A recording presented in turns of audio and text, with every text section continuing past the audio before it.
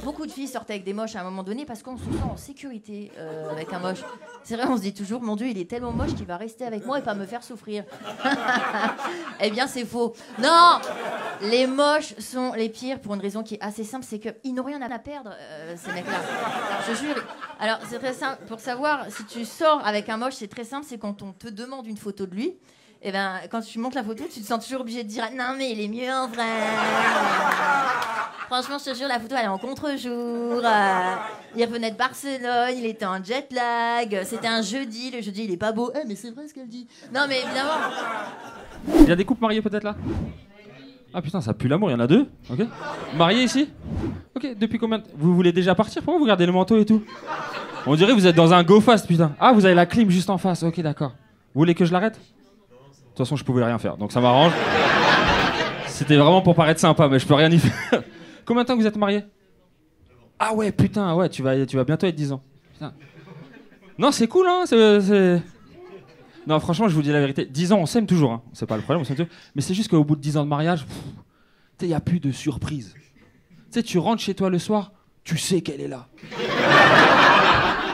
Non, on va pas...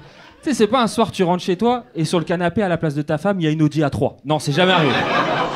Non, c'est génial, hein, les enfants, c'est une source d'inspiration parce que ils ont une manière de gérer le conflit, c'est trop bien. Tu sais, ils s'embrouillent et tu dis juste « Oh !» Tu dis pardon, tu fais un bisou. Fin de la dispute. Et mon mec, parfois, il croit qu'on fonctionne encore comme ça. Parfois, vraiment, je lui fais un long monologue pour expliquer ce qui m'a saoulé dans ce qui s'est passé. Et lui, il me dit « Bon, ok, allez, désolé. » Et il se casse. Pour lui, c'est la fin de la dispute, tout content. Il va rechercher un truc dans le frigo. Je te sers un truc à boire? C'est la fin de la dispute, il a pas tort. T'es pareil, non mais voilà. Mais tu sais pourquoi? Parce que moi j'ai remarqué dans le couple, il y en a toujours un qui a envie de communiquer. Et l'autre, il a juste envie que ça s'arrête. Voilà. Le problème, c'est qu'il suffit pas de dire désolé bêtement. Parce qu'effectivement, c'est la fin de la dispute, mais c'est le début d'une autre. Désolé, pourquoi? Alors? Et là, on voit dans vos yeux le vide. Et qu'est-ce qu'elle a dit ces 10 dernières minutes, putain? Interrogation surprise. C'est pareil, c'est chiant. Et tu sais pourquoi c'est chiant? Il faut travailler dessus parce qu'en vrai, on passe sur les meufs pour des relous. Genre, ouais, mais vous parlez pendant des heures, vous voulez créer des disputes. Pas du tout. Hein. Moi, j'adorais que ça dure 2 minutes. J'ai juste besoin en face d'un adulte empathique. C'est-à-dire que moi, à l'inverse, si je l'ai vexé, j'écoute pourquoi je l'ai vexé, j'essaie de comprendre et je m'excuse sincèrement. Je suis pas là, bisous magique. Tu vois? Mais ça, du coup, on passe toujours pour les relous. Alors que pas du tout. Et en même temps, je le prends pas personnellement parce qu'à nouveau, moi, je pense que c'est dans l'éducation. C'est-à-dire que moi, je vois mon mec avec ses potes. C'est pareil, mettre des mots sur les émotions, gna gna, c'est mort. La dernière fois, je l'ai vu, il était avec son meilleur pote. Hein. Il dit, mais non. Donc elle t'attèche comme ça au bout de 6 ans. Ah ouais. Chaud.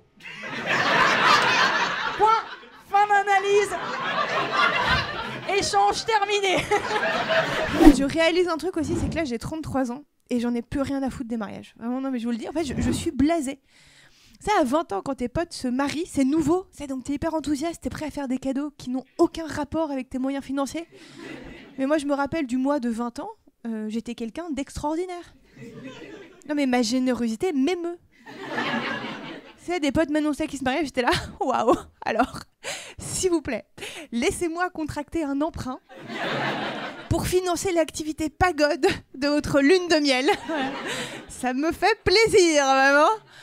À 33 ans, j'ai honte, hein, vraiment, je vous le dis, mais des potes, des proches viennent me voir pour me dire « Anne, assieds-toi parce qu'on a une belle nouvelle à t'annoncer. » Moi, je suis là, je m'en fous, c'est combien? Tu veux quoi? Un frigo? Prends le mien. Voilà, vraiment, j'ai plus les moyens. Vous m'avez ruiné depuis tellement d'années. Et tous mes vœux de bonheur, bien évidemment. Ne presse pas ma pire rupture. Moi, pendant 15 ans de ma vie, j'ai fait du rugby. Ça saute pas aux yeux, je vous emmerde. Fort.